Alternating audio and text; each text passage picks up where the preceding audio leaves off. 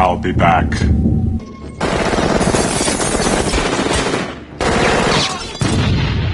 His name is Connor. John Connor.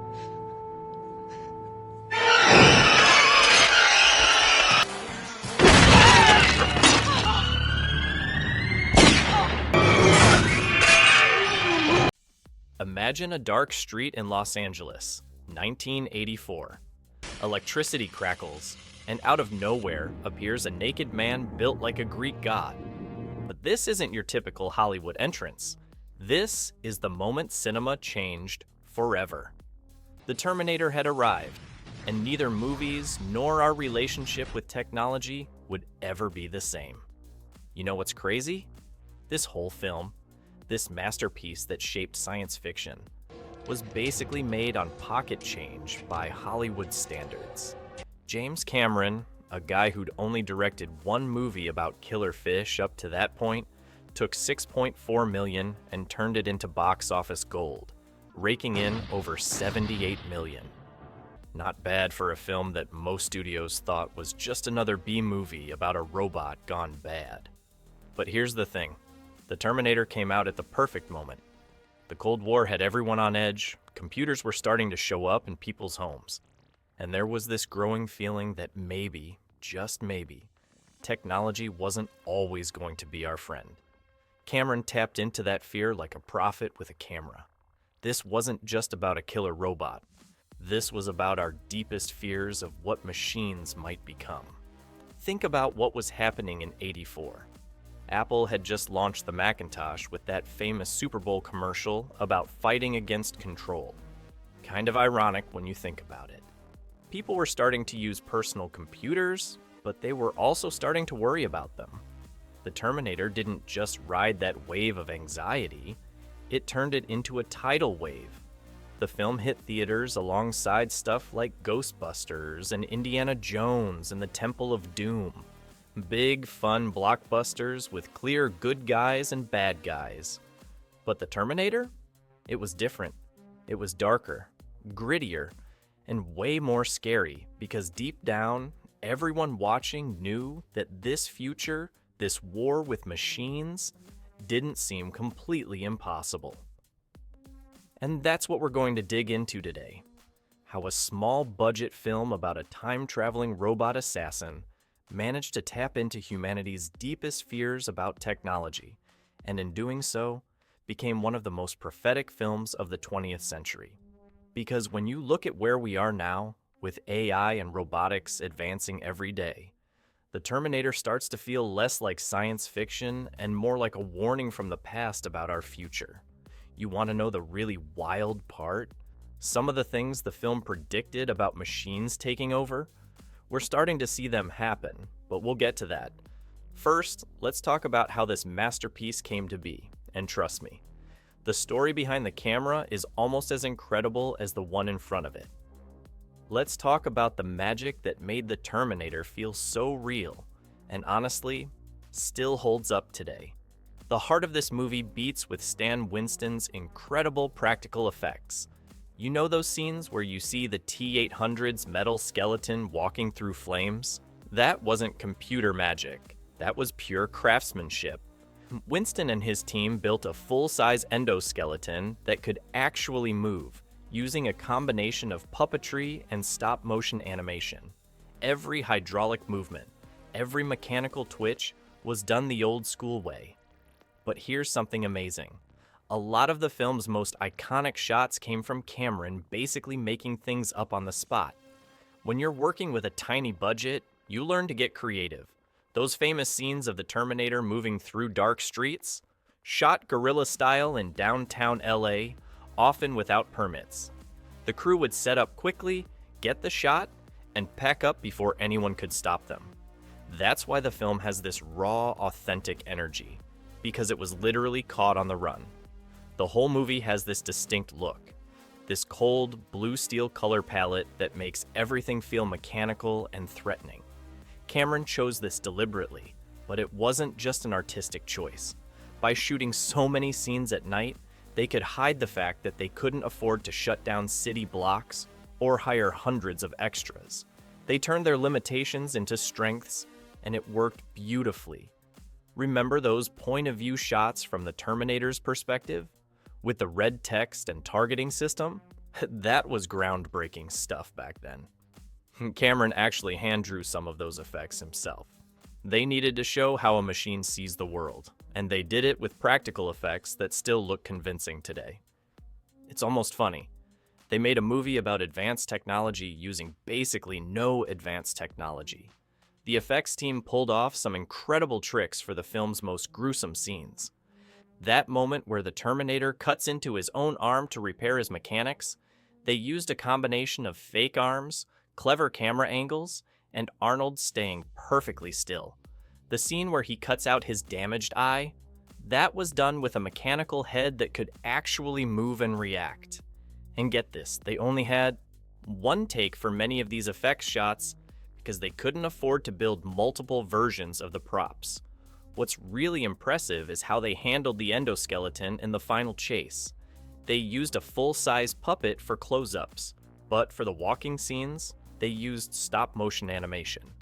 And to make it match the live-action footage, they had to move the camera in exactly the same way twice, once for the background and once for the animation. This was way before digital tracking or motion control was common. They were inventing techniques as they went along. And that famous scene where the Terminator emerges from the flames? That was done with a combination of a plastic cast of Arnold's face slowly melting under hot lights, mixed with shots of the mechanical endoskeleton. They had to time everything perfectly, because once the plastic started melting, there was no going back. It's this kind of practical problem solving that gives the film its visceral impact. You can feel the weight and presence of the Terminator in every scene. These technical achievements weren't just showing off. They served the story. Every effect, every shot, every technical innovation was about making us believe in this world, where machines could think, hunt, and kill. And maybe that's why the Terminator's effects still work today. Because they were rooted in something physical and real, not just pixels on a screen. Let's talk about the performances that made the Terminator unforgettable, starting with the big guy himself.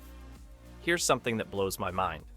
Arnold Schwarzenegger was actually supposed to play Kyle Reese, can you imagine? But James Cameron saw something different during their lunch meeting. He saw how Arnold moved, how he carried himself, and realized, this isn't our hero, this is our perfect machine. Arnold took the role that only had 17 lines in the entire movie and turned it into an icon. Think about that. He made the T-800 terrifying. Not by what he said, but by how he moved, how he looked at people, how he never, ever stopped coming. Every gesture was calculated, every movement precise. There's this story about how Cameron told him not to blink during takes. Try it sometime. It's harder than you think, but it made the Terminator feel truly inhuman. Then there's Linda Hamilton as Sarah Connor. Talk about a character journey. She starts out as this ordinary waitress just trying to make it through her day and ends up as the mother of humanity's future. Hamilton brought this incredible vulnerability to the early scenes that made her transformation feel real. Watch her eyes in that scene at Tech Noir when she first sees the Terminator. That's pure terror, and you believe every second of it. Michael Biehn joined the cast at the last minute as Kyle Reese, and thank goodness he did. He had this impossible job. Make us believe in a soldier from a future we never see. Make us buy into time travel, and make us care about his love for a woman he's never met. And he nails it. There's this scene where he's telling Sarah about the future, about watching her son grow up, and you can hear the pain and hope in his voice. It's not just exposition, it's poetry. Now, let's talk about some of those unforgettable scenes. The police station massacre. That's where the movie shows its teeth. The Terminator walks in, asks politely for Sarah Connor, and when they say no, well, we see exactly what a killing machine looks like. It's clinical, efficient, and absolutely terrifying. This scene changed action movies forever. It showed that violence could be both spectacular and horrifying. And of course, I'll be back. 3 words that changed cinema history. The funny thing is, Arnold wanted to say, "I will be back," because he thought it sounded more machine-like. Cameron insisted on the contraction, and now it's probably the most famous line Arnold has ever delivered. The way he says it, so casual, so matter-of-fact, and then boom, he drives a car through the building. That's the Terminator in a nutshell. Calm, then chaos. The final factory chase is where everything comes together. Sarah Connor isn't just running anymore, she's fighting back. When she yells, "You're terminated," it's not just a cool one-liner, it's the moment our future savior finds her strength. Hamilton makes you feel every bit of Sarah's pain, fear, and determination. It's not just an action scene, it's the birth of a warrior. What makes these performances special is how they work together. Arnold's mechanical precision makes Bean's human intensity more powerful. Hamilton's transformation from victim to fighter feels earned because we see every step of the journey. Even Paul Winfield and Lance Henriksen as the doomed cops bring this crucial humanity to their scenes. They help us understand just how outmatched normal people are against this machine.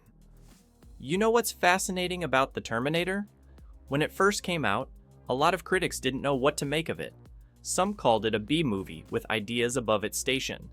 Others praised its intensity, but missed its deeper themes.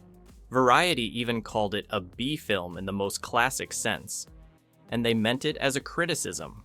But here's the thing. Audiences got it right away. The movie landed in this weird space where nobody could quite agree what it was. Was it horror? Science fiction? Action? It was all of these things and something entirely new.